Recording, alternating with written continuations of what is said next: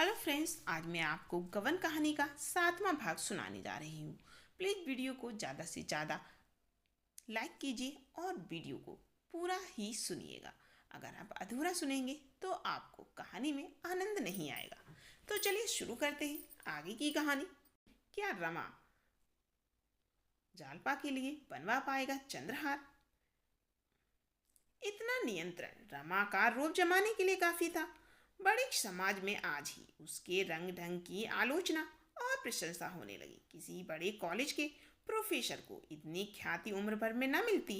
2-4 दिन के अनुभव से ही रमा को सारे दाव घात मालूम हो गए।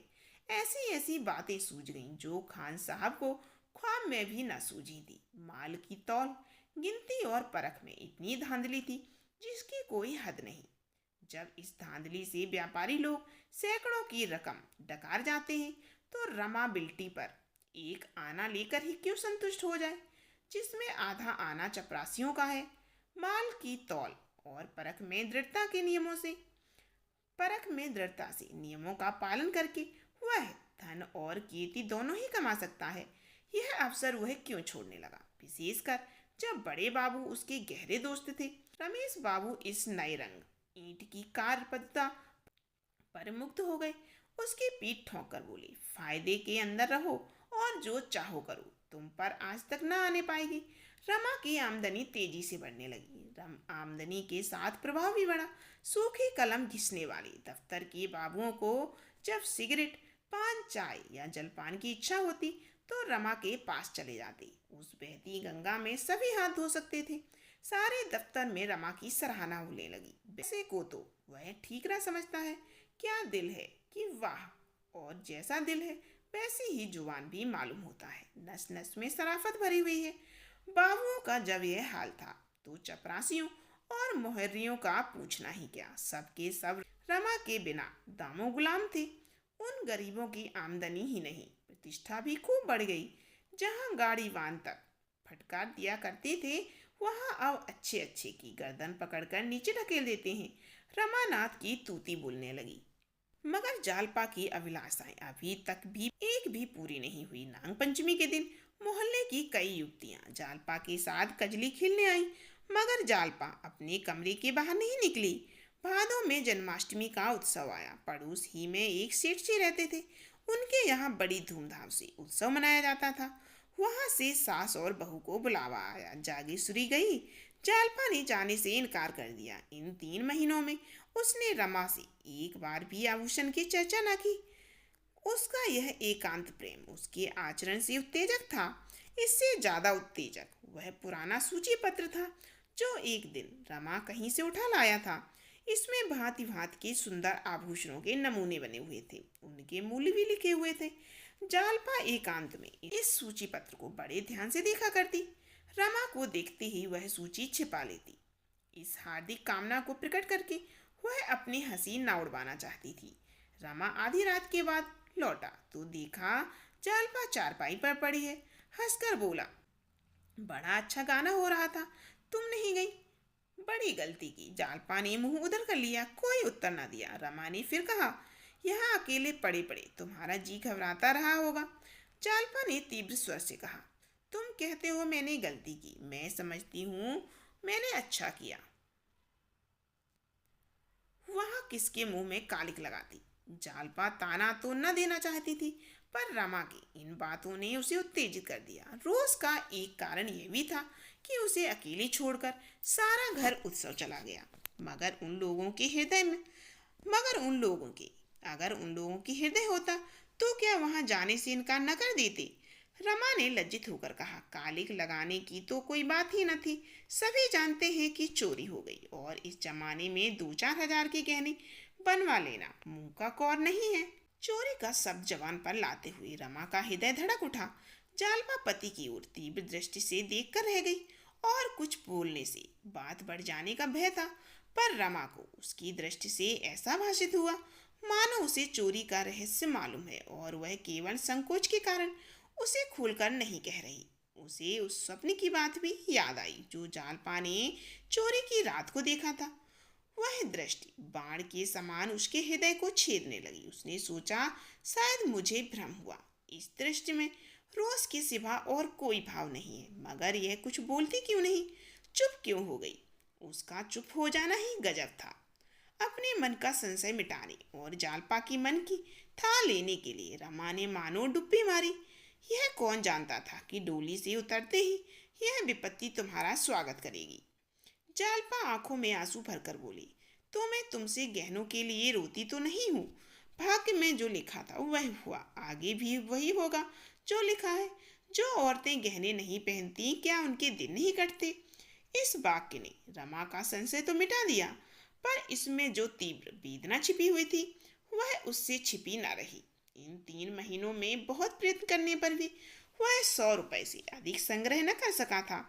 बाबू लोगों के आदर सत्कार में उसे बहुत कुछ फलना पड़ता था, मगर बिना खिलाए पिलाए काम भी तो न चल सकता था। सभी उसके दुश्मन हो जाते और उसे उखाड़ने की घातें सोचने लगते। मुफ्त का धन अकेले नहीं हजम होता, यह वह अच्छी तरह जानता था। वह स्वयं एक पैसा भी व्यर्थ खर्च ना करता था। चतुर व्यापारी की भांत वह जो कुछ खर्च करता वह केवल कमाने के लिए। आश्वासन देते हुए बोला, ईश्वर ने चाहा तो 2-1 महीने में कोई चीज बन जाएगी। जल्पा बोली, मैं उन स्त्रियों में नहीं हूँ जो गहनों पर जान देती है। हाँ, इस तरह किसी के घर आते जाते शर्म आती ही है। रमा का चित्त ग्लानि से व्याकुल हो उठा। जालपा के एक एक शब्द से निराशा टपक रही थी। इस अपार वेदना का कारण कौन था। क्या वह भी उसी का दोष न था कि इन 3 महीनों में उसने कभी बैंक गहनों की चर्चा नहीं की।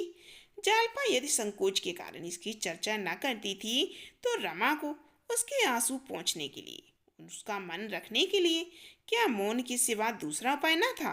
मोहल्ले में रोज ही एक ना एक उत्सव होता रहता है। रोज ही पास पड़ोस की औरतें मिलने आती हैं, बुलावे भी रोज आते ही रहते हैं। बेचारी जालपा कब तक इस प्रकार आत्मा का दमन करती रहेगी, अंदर ही अंदर कुड़ती रहेगी। हंसने बोलने को किसका जी नहीं चाहता। कौन कैदियों की तरह अकेला पड़ा रहना पसंद करता है। मेरे ही कारण तो इसे यह भीषण यातना सहनी पड़ रही है। उसने सोचा, क्या किसी सर्राफ से गहने उधार नहीं लिए जा सकते। कई बड़े सर्राफों से उसका परिचय था, लेकिन उनसे यह बात कैसे कहता। कहीं वे इनकार कर दे या संभव है बहाना करके टाल दे। उसने निश्चय किया कि अभी उधार लेना ठीक नहीं। कहीं वादे पर रुपए ना दे सका तो व्यर्थ में थुक्का फजीहत होगी, लज्जित होना पड़ेगा। अभी कुछ दिन और धैर्य से काम लेना चाहिए।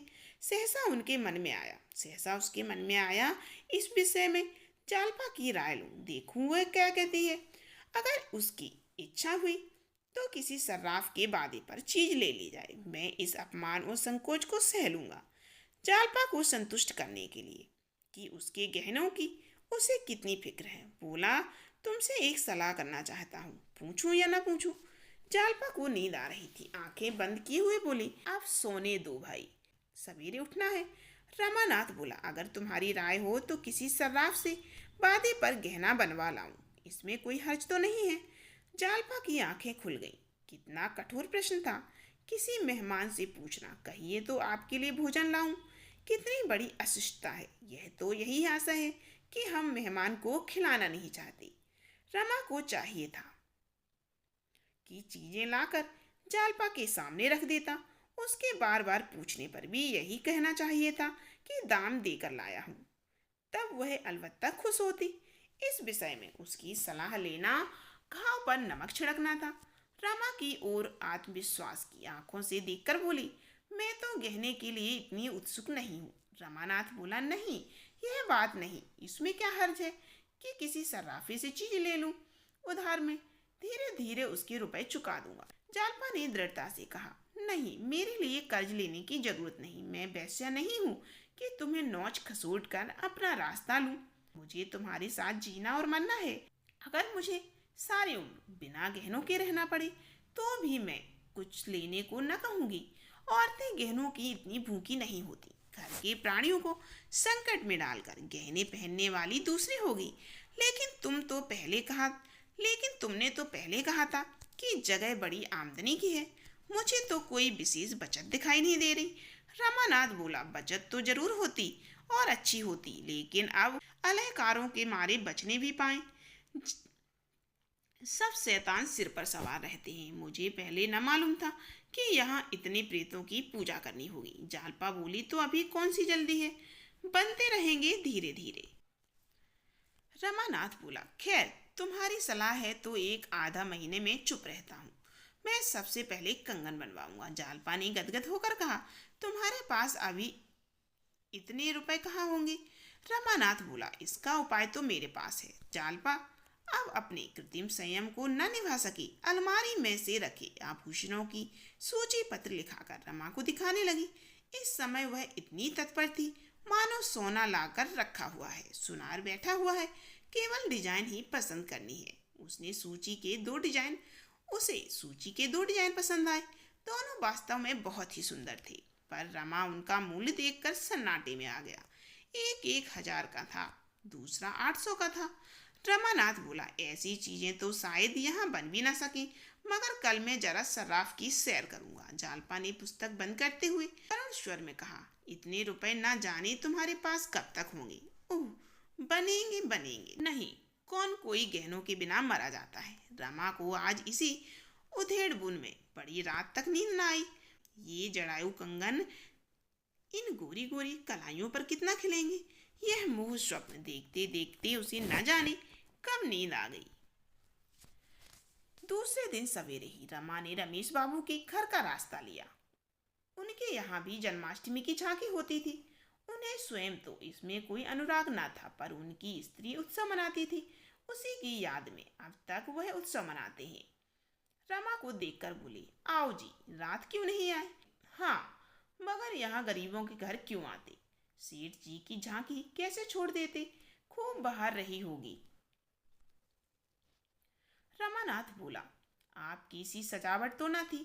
हाँ, और सालों से अच्छी थी। कई कत्थक और वेश्याएं भी आई थी। मैं तो चला आया था, मगर सुना रात भर का ना होता रहा। रमेश बोला, सेठ जी ने तो वचन दिया था कि वेश्याएं ना आने पावेंगी। फिर क्या हुआ? इन मूर्खों के हाथों हिंदू धर्म का सर्वनाश हो जाएगा। एक तो वेश्याओं का नाम यूं ही बुरा, उस पर ठाकुर द्वारे में छी छी, न जाने इन गधों को कब अक्ल आएगी। रमानाथ बोला, वेश्याएं ना हो तो झांकी देखने जाए ही कौन? सभी तो आपकी तरह योगी और तपस्वी नहीं है। रमेश बोला, मेरा बस चले तो मैं कानून से यह दुराचार बंद कर दूं। खैर फुर्सत हो तो आओ, एक आधी बाजी हो जाए। रमानाथ बोला, और आया किस लिए हूँ? मगर आज आपको मेरे साथ जरा सर्राफ तक चलना पड़ेगा। यूं कई बड़ी बड़ी कोठियों से मेरा परिचय है, मगर आपके रहने से कुछ और ही बात होगी। रमेश बोला, ठीक है, चलने को चलूंगा, मगर इस विषय में मैं बिल्कुल कोरा हूँ। कोई चीज बनवाई न खरीदी, लेना है। रमानाथ बोला, लेना देना क्या है, जरा भाव ताव देखूंगा। रमेश बोला, मालूम होता है घर में फटकार पड़ी। रमानाथ बोला, जी बिल्कुल नहीं, वह तो जीवरों का नाम तक नहीं लेती। मैं कभी पूछता भी हूँ तो मना कर देती है, लेकिन अपना कर्तव्य भी तो कुछ है। जब से गहने चोरी हो गई, एक चीज भी नहीं बनी। रमेश बोला, मालूम होता है कमाने का ढंग आ गया। क्यों ना हो, कायस्थ के बच्चे हो, कितने रुपए जोड़ लिए? रमानाथ बोला, रुपए किसके पास हैं, बादे पर लूंगा। इस खप्त में ना पड़ो, जब तक हाथ में रुपए ना हो बाजार की तरफ ना जाओ।